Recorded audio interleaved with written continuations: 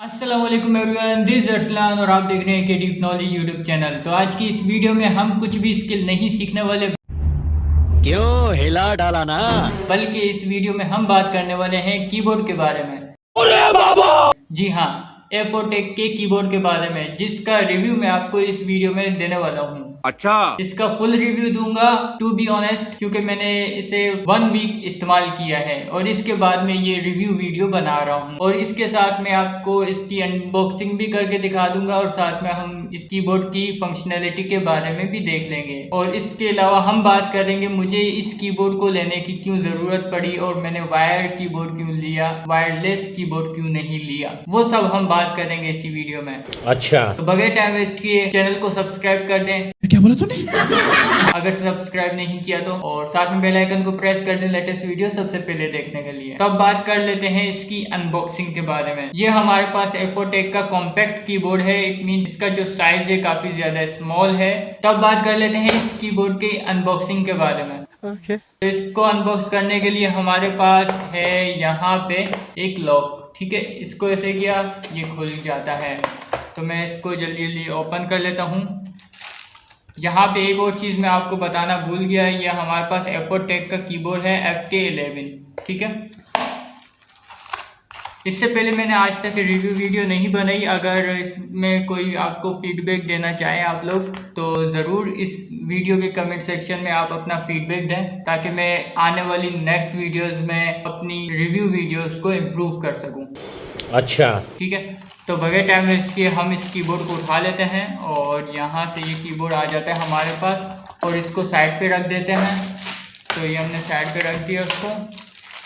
तो ये रहा हमारा कीबोर्ड, इसको हम अनरैप कर लेते हैं पहले।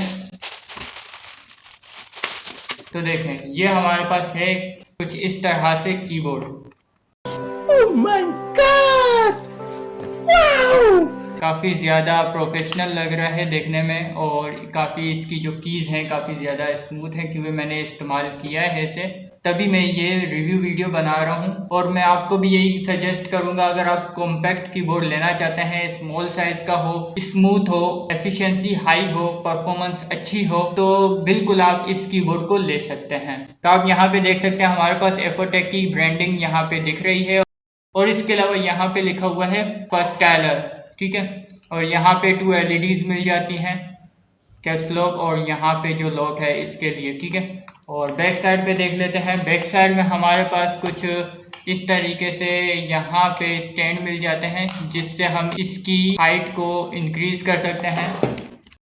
तो आप यहाँ पे देख सकते हैं हमारा हम कीबोर्ड कुछ इस तरह से रख सकते हैं। अगर आप इसे थोड़ा सा ऊपर करना चाहें तो उसके लिए हमारे पास यहाँ पे 2 स्टैंड हैं। आई डोंट नो इसे क्या बोलते हैं, अगर आपको पता है क्या बोलते हैं तो आप इस वीडियो के कमेंट सेक्शन में कमेंट करें, मुझे नहीं पता क्या बोलते हैं, ठीक है। हमको सिखा रिया है। और ये हमारे पास है कुछ कीज। इसकी जो वायर है वो ब्रांडेड तो नहीं है, लेकिन क्वालिटी काफ़ी अच्छी है, क्योंकि मैंने इसको यूज़ किया है, ठीक है। और इसमें ज़्यादा कुछ नहीं है, परफॉर्मेंस इसकी अच्छी है काफ़ी। कीबोर्ड की जो कीज़ हैं काफ़ी स्मूथ है। मैं आपको इसकी आवाज़ भी सुना देता हूँ, देखें।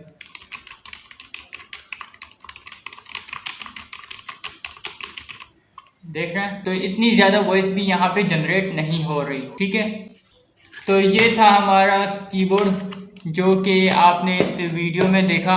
ये कीबोर्ड बस मैंने बाय किया है, और अब मैं बताता हूँ ये कीबोर्ड मैंने बाय कितने में किया है। ये कीबोर्ड मुझे पड़ा है 2200 रुपये का। क्यों हिला डाला ना।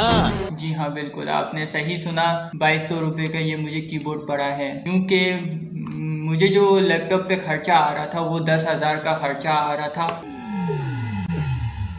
मैं क्या बताऊं, मैं क्या बताऊं। तो मैंने जुगाड़ कर लिया। तो जुगाड़ यही निकला है कि 2200 रुपये का अच्छा सा कीबोर्ड ले लो, जो कि काफ़ी ज़्यादा अच्छा है, मुझे पसंद आया काफ़ी, और मैंने इसको काफ़ी ज़्यादा इस्तेमाल किया है। टाइपिंग करने में काफ़ी ज़्यादा अच्छा है।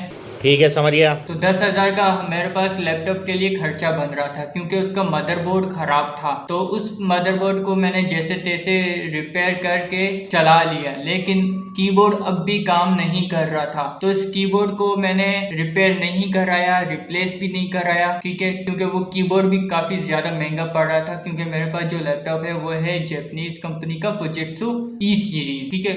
वो काफ़ी ज़्यादा महंगे पड़ जाते हैं अगर उनके पार्ट्स आप यहाँ पाकिस्तान में बैठे हुए लेते हैं तो इस वजह से मैंने वो कीबोर्ड बाय नहीं किया, मैं क्या बताऊं, और उसको रिपेयर नहीं कराया, बल्कि मैंने इसका अल्टरनेट ढूंढा और मुझे इसका अल्टरनेट मिला ये वायर्ड कीबोर्ड। हाँ, अब बात करते हैं वायर्ड कीबोर्ड। ये मैंने वायर्ड कीबोर्ड क्यों लिया? मैं वायरलेस भी ले सकता था। अब वायर्ड और वायरलेस में काफ़ी ज़्यादा मसला आ सकता है। अगर आप कोडर हैं, अगर आप डेवलपर हैं, अगर आप कीबोर्ड को फुल डे यूज करते हैं तो मैं आपको यही सजेस्ट करूंगा कि आप वायर्ड कीबोर्ड ही लें। अगर आपका काम कीबोर्ड का कम है, इतना ज्यादा यूज नहीं है कीबोर्ड का, तो आप वायरलेस कीबोर्ड ले सकते हैं। अब वायरलेस कीबोर्ड में जो मसला आ जाता है वो मसला ये होता है कि जैसे जैसे वायरलेस कीबोर्ड की बैटरी जो है वो डाउन होने लगती है तो कीबोर्ड की परफॉर्मेंस, उसकी एफिशिएंसी डाउन होने लग जाती है। और कभी कभार तो ऐसा हो जाता है कि आपका जो वायरलेस कीबोर्ड है